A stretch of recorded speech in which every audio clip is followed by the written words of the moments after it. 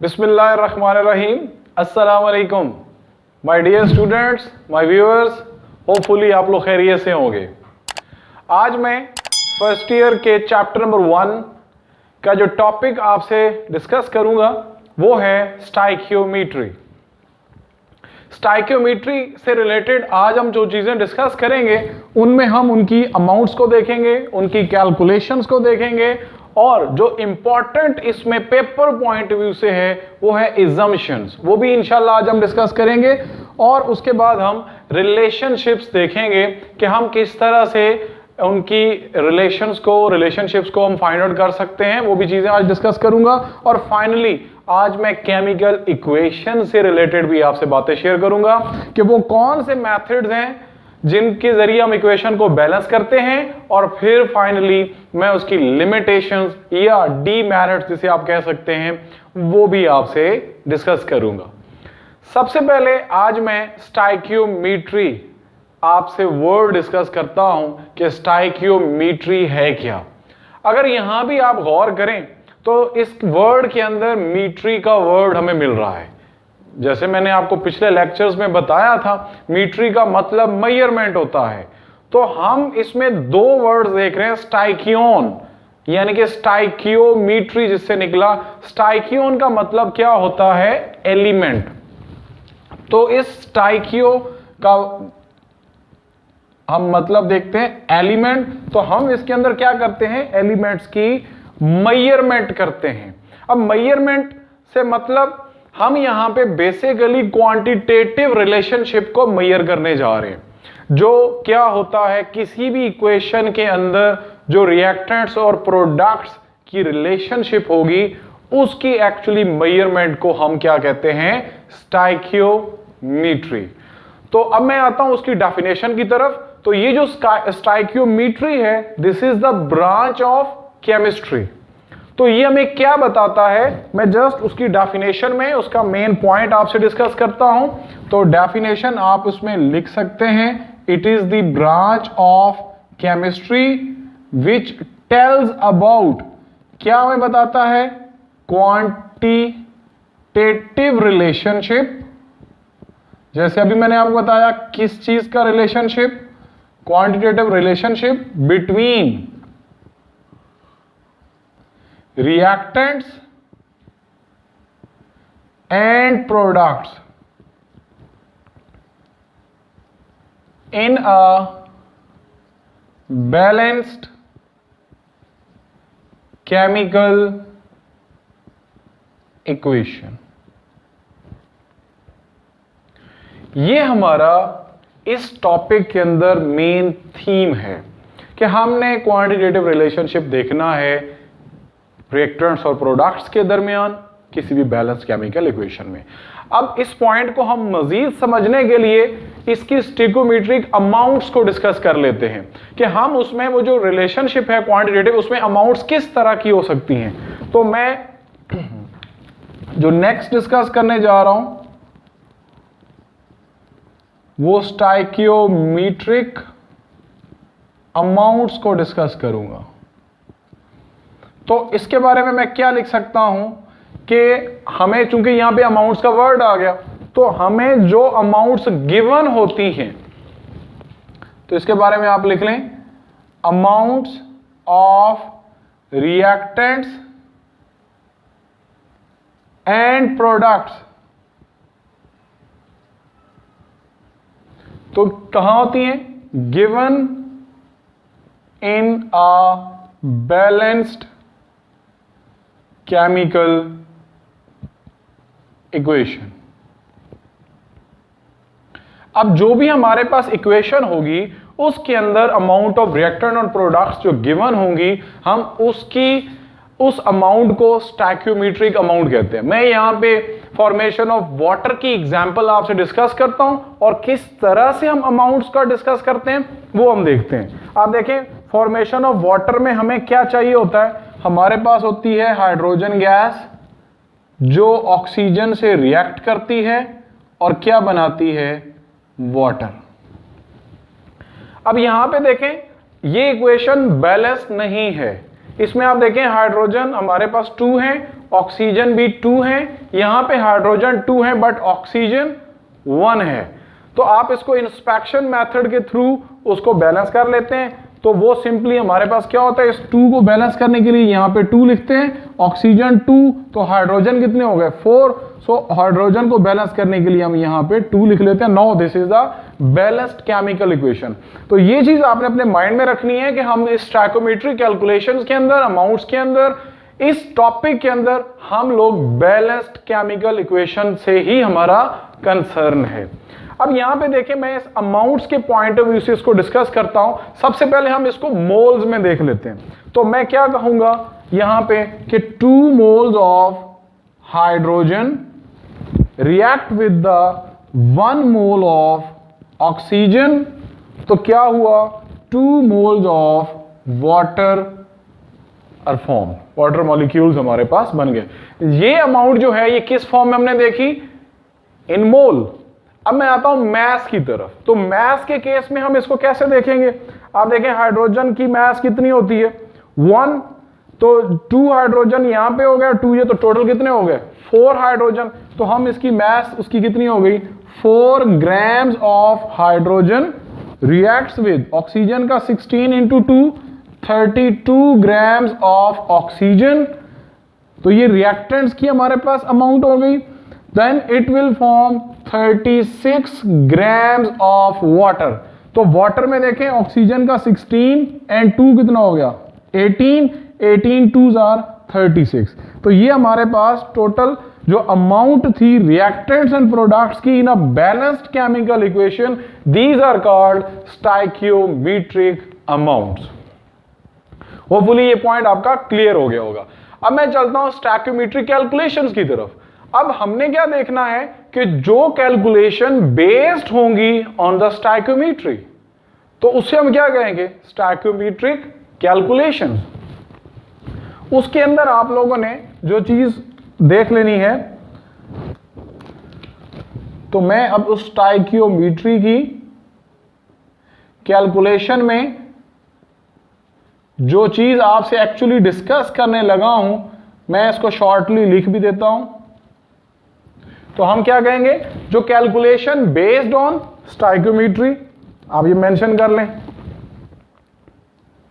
Calculations based on stoichiometry, तो हम उसे क्या कहेंगे स्टोइकियोमेट्रिक कैलकुलेशंस। और याद रखें ये जो कैलकुलेशंस होंगी दे मस्ट ओबे 2 लॉज। कौन से लॉज, मैंने अपने पहले लेक्चर में डिस्कस किया था, law of conservation of mass, और second one is law of definite proportion, जिसको हम कांस्टेंट कंपोजिशन भी कहते हैं। तो इट मस्ट ओबेज, कौन कौन से लॉज उसको ओबे करने पड़ेंगे, मस्ट ओबे लॉज। तो मैं वो लॉज लिख देता हूं। Number 1 is law of conservation of मास,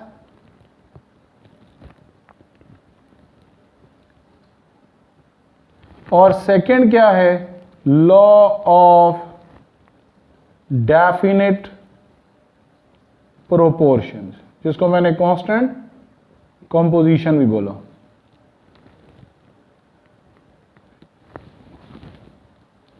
तो लॉ ऑफ कंजर्वेशन ऑफ मास में मैंने आपको पहले ही बताया था कि आपने देखना है कि जितना रिएक्टेंट आपके पास होगा उतना ही प्रोडक्ट आपके पास बनना चाहिए। So mass can neither be created nor be destroyed. जबकि हम लॉ ऑफ डेफिनेट प्रोपोर्शंस में क्या देखते हैं कि हमारे पास कोई भी एक कंपाउंड है, आप जहां कहीं भी होंगे उसमें जो मौजूद एलिमेंट्स हैं उनकी जो प्रोपोर्शन है, उनकी जो कॉम्पोजिशन है बाय वेट, वो हमेशा एक जैसी रहेगी। सो ये 2 लॉज को जब ये ओबे करेगा तो that calculations are stoichiometry calculations. So ये हमने स्टोइकियोमेट्री के वाले से देखा। अब मैं आता हूं हमारे पेपर पॉइंट ऑफ व्यू से जो इंपॉर्टेंट उसके इजम्पशंस हैं, मैं वो आपसे अब डिस्कस करता हूं। यहां पे देखें इजम्पशंस, ये पेपर में आप लोग इसको याद रखेंगे, ये आपका क्वेश्चन आ चुका है बार बार, तो हम इसको देख लेते हैं। इजम्पशंस, अब इन assumptions के अंदर हमने जो चीज देखनी है, हमें क्या किस किस चीज की जरूरत है, नेसेसरी जो चीजें हैं वो कौन कौन सी हैं।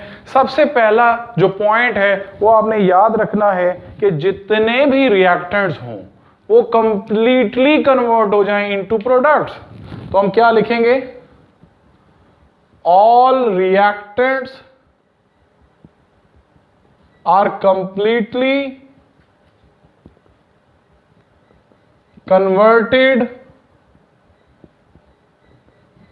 into products, कि रिएक्शन कंप्लीट हो जाए तो हम उसको क्या कहेंगे, स्टाइक्योमेट्री, कि रिएक्टेंट्स जो हैं वो कंप्लीटली किसमें वो कन्वर्ट हो जाए, प्रोडक्ट्स में।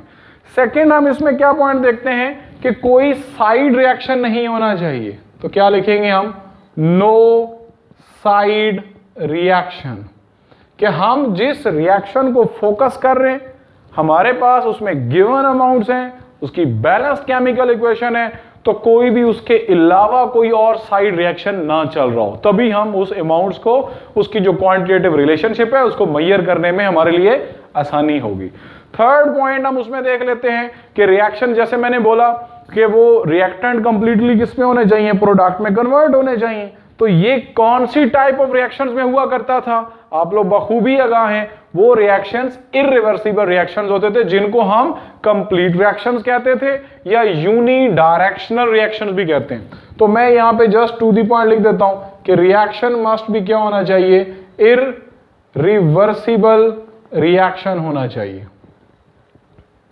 तो ये उसी पहले पॉइंट से आपको क्लियर हो जाएगा कि मस्ट बी कन्वर्टेड। नेक्स्ट हम देख लेते हैं कि जब वो रिएक्शन इरिवर्सिबल है, उसमें किसी किस्म का कोई साइड रिएक्शन नहीं हो रहा, तो आप कह सकते हैं इसी चीज को कि ये क्लोज्ड सिस्टम में हो रहा है रिएक्शन। क्लोज्ड हम सिस्टम उसको कहते हैं जिसमें से आप ना कोई चीज एंटर कर सकते हो ना उसमें से कोई चीज रिमूव कर सकते हो, तो हम उसको क्लोज सिस्टम कहते हैं। देन 5 जो हमारे पास पॉइंट आप लिख सकते हैं कि नो लॉस ऑफ प्रोडक्ट। तो ये जो मैंने कैलकुलेशन की बात की कि आपने देखना है कि उसके अंदर चूंकि हम मेजरमेंट कर रहे हैं बिटवीन रिएक्टेंट एंड प्रोडक्ट, तो ये ना हो कि कोई प्रोडक्ट उसमें से लॉस्ट हो जाए हमसे। तो हमने कोशिश करना है जब वो क्लोज रिएक्शन होगा, अगर कोई प्रोडक्ट गैसियस फॉर्म में हमारे पास है भी सही, तो वो सिस्टम को नहीं छोड़ेंगे। सो दैट्स व्हाई हम उसको क्या कह सकते हैं कि नो लॉस ऑफ प्रोडक्ट, के जो प्रोडक्ट आपके पास हो वो भी आपसे जाया नहीं होना चाहिए। नेक्स्ट अब मैं चलता हूं रिलेशनशिप्स की तरफ कि हम रिलेशनशिप्स उसमें कैसे फाइंड आउट करते हैं, किस किस का रिलेशनशिप है। तो ये आपने देख लेना है। हम इसमें किस किस चीज को डिस्कस करते हैं, हम इसमें मास को देखेंगे, हम इसमें मोल को देख लेते हैं और हम इसमें वॉल्यूम को देख लेते हैं। मैं यहां पे लिख लेता हूं रिएक्टेंट्स फॉर एग्जांपल हमारे पास है, यहां पे मैं लिख लेता हूं प्रोडक्ट्स। तो मैं पहले ऐसे कर लेता हूं दोनों को यहां पे। अब मैंने किस किस की बात की, मैंने मास का जिक्र किया, मैंने मोल का जिक्र किया और मैंने वॉल्यूम का जिक्र किया। अगर मैं यही चीजें यहां भी लिख दूं तो मेरे पास क्या बन जाएंगी, ये मास यानी कि प्रोडक्ट्स की भी मास, प्रोडक्ट्स का भी मोल और प्रोडक्ट्स का भी वॉल्यूम। तो अब हम देखते हैं ये रिलेशनशिप कैसे कैसे बनते हैं। सबसे पहले आप देखें हम इसमें क्या कहते हैं कि अगर हमें mass of one substance is given, we can find out the mass of other. यानी कि अगर रिएक्टेंट की मास गिवन है तो हम प्रोडक्ट की मास भी फाइंड आउट कर सकते हैं। इसी तरह अगर मास आपको गिवन है, you can find out the mole, और इसी तरह आपके पास अगर मास गिवन है, you can find out the volume of the product या volume of the other substance. तो ये हमारे पास हो जाएंगे। सेकंड हम क्या देखते हैं, अगर हमारे पास मोल गिवन है तो हम मोल से मोल को भी फाइंड आउट कर सकते हैं और मोल से वॉल्यूम, यानी कि mole of one substance is given, we can find out the mole of the other. अगर हमारे पास मोल है किसी एक सब्सटेंस के, we can find out the volume of the other. और लास्ट में हम क्या देख लेते हैं कि अगर हमारे पास volume of one substance is given, so we can find out the volume of the other substance. तो वो कौन कौन से रिलेशनशिप्स बन गए, मैं वो आपसे यहाँ पे मैं वो आपको मेंशन कर देता हूँ इन्हीं चीजों को जो मैंने ऊपर आपसे डिस्कस की। तो पहला रिलेशनशिप उसका क्या बनते जाएगा, mass mass relationship, mass mass relationship. Second क्या बन जाएगा, सेकंड हमारे पास रिलेशनशिप बन जाएगा मैस मोल रिलेशनशिप। अब ये हमने मोल वाले में हमने डिस्कस भी किया था कि वो क्या होता था, n into M over M, और ये वाइस वर्सा होता है n into M over M. अगर हमें मैस गिवन हो हम मोल फाइंड आउट कर सकते हैं, मोल गिवन हो तो मैस फाइंड आउट कर सकते हैं। सो ये मैस मोल का रिलेशनशिप हो गया। नेक्स्ट मैस वॉल्यूम रिलेशनशिप हमारे पास हो गया। थर्ड हम देख लेते हैं हमारे पास कौन सा रिलेशनशिप आ गया, मैस वॉल्यूम। और ये आप लोग वो डेंसिटी के फॉर्मूले से देख सकते हैं, तो आपकी सहूलत के लिए मैं लिख देता हूं। डेंसिटी क्या होती है, D is equal to M over V, mass पर यूनिट वॉल्यूम। तो हमारे पास मैस और वॉल्यूम में भी वाइस वर्सा होता है कि अगर हमें मैस गिवन है हम वॉल्यूम फाइंड आउट कर सकते हैं, वॉल्यूम गिवन है तो हम मैस को फाइंड आउट कर सकते हैं। इसी तरह नेक्स्ट रिलेशनशिप हमारे पास क्या बन गया, फोर्थ में देख लेता हूं। ये तीन मैस से रिलेटेड हो गए, मैस मैस, मैस मोल, मैस वॉल्यूम। अब मोल की तरफ आते हैं। मोल मोल का रिलेशनशिप भी हो सकता है कि हमें अगर मोल्स ऑफ रिएक्टेंट्स पता हो तो हम मोल्स ऑफ प्रोडक्ट को फाइंड आउट कर सकते हैं। ये भी स्टिक्योमेट्रिक अमाउंट, इसमें भी आप कोशिश करेंगे जो न्यूमेरिकल्स करेंगे उसमें जो गिवन अमाउंट होती है उसको हमेशा लेफ्ट साइड पे रखेंगे, और जिस चीज को आपने फाइंड आउट करना होता है वो रेशो में आपने राइट साइड पे रखनी है, फिर उसको मेजर करने में हमारे लिए आसानी होती है। नेक्स्ट हमारे पास कौन सा रिलेशन बना, मोल वॉल्यूम का रिलेशनशिप बना। फिफ्थ हम देखते हैं कौन सा है, मोल वॉल्यूम रिलेशनशिप। और इसी तरह जो हमारे पास लास्ट है वो कौन सा हो गया हमारे पास, वॉल्यूम वॉल्यूम का relationship. So these are the relationships जिसमें हम इसको डिफाइन करते हुए क्या कहते हैं कि one is given other can be find out. So ये आपने रिलेशनशिप्स देख लेने कि हमने कैसे इनको फाइंड आउट करना है। सो ये तो था हमारा आज के लेक्चर स्टैक्योमेट्रिक से रिलेटेड बातें। अब मैं चलता हूं आपसे डिस्कस करने जो हमारा नेक्स्ट टॉपिक है वो है केमिकल इक्वेशन से रिलेटेड, कि उस इक्वेशन में हमारे पास क्या क्या चीजें हैं मैं वो आपसे डिस्कस कर लेता हूं। तो आप जानते हैं कि जो भी केमिकल इक्वेशन होती है वो आपके पास कैसे होती है, उसमें आप रिएक्ट करने वाली अशिया को, सब्सटेंसेस को आप रिएक्टेंट्स कहते हैं, और जो उनसे चीज बनती है वो क्या कहलाती है, प्रोडक्ट। तो मैं इसको कह सकता हूं statement that describes a chemical reaction in terms of symbols and chemical formula. So हम केमिकल इक्वेशन को कैसे लिख सकते हैं मैं शॉर्टली आपको लिख देता हूं। केमिकल इक्वेशन, इसको हम शॉर्टली डिस्कस कर रहे हैं। तो इसके अंदर मैंने आपको जैसे भी बोला कि हमने क्या करना है, chemical reaction in terms of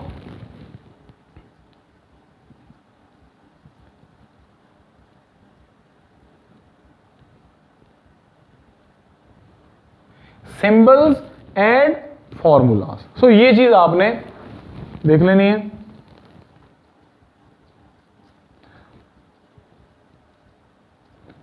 तो ये तो हो गई हमारी शॉर्टली उसकी डेफिनेशन के हवाले से कि कोई भी हमारे पास रिएक्शन है उसमें जो सिंबल्स हैं और उसमें जो केमिकल फॉर्मूला गिवन है, this is called chemical equation. अब मैं आता हूं नेक्स्ट, मैंने कहा था मैं बैलेंसिंग मेथड्स आपसे डिस्कस कर लूंगा। तो बैलेंसिंग मेथड्स हमारे पास क्या क्या हो सकते हैं, तो ये आप लोगों ने एक तो अभी स्टार्ट में मैंने वो मेथड आपसे शेयर किया, वो मेथड कौन सा था जिसको आप इंस्पेक्शन मेथड कहते हैं या हिट और ट्रायल मेथड भी जिसे हम कहते हैं, हिट एंड ट्रायल मेथड। बाकी जो दो मेथड्स हैं वो मेथड्स हम लोग अपने सेकंड लास्ट चैप्टर में डिस्कस करेंगे।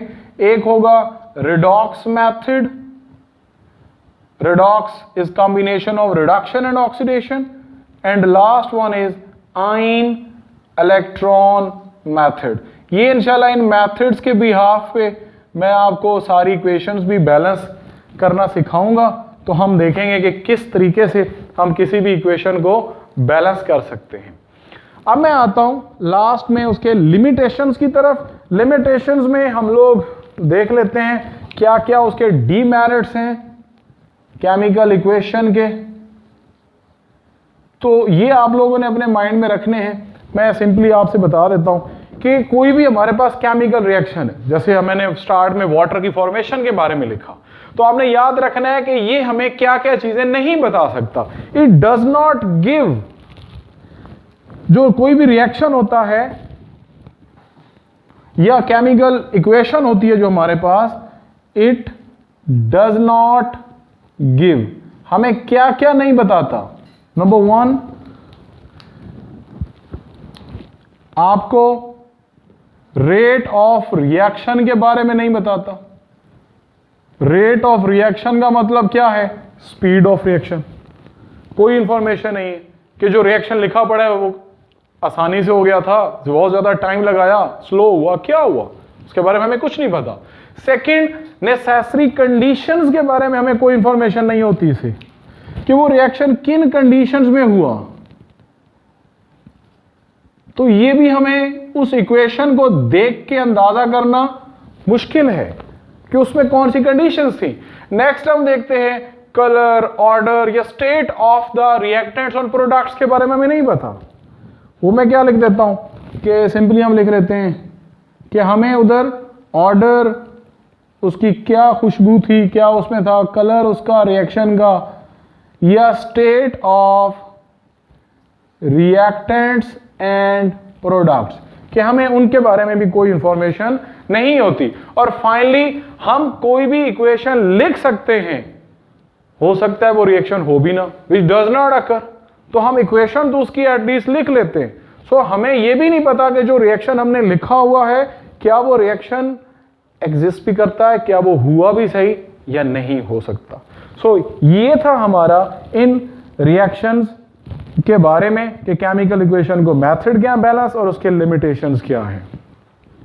सो माय डियर स्टूडेंट्स, ये था हमारा आज का लेक्चर।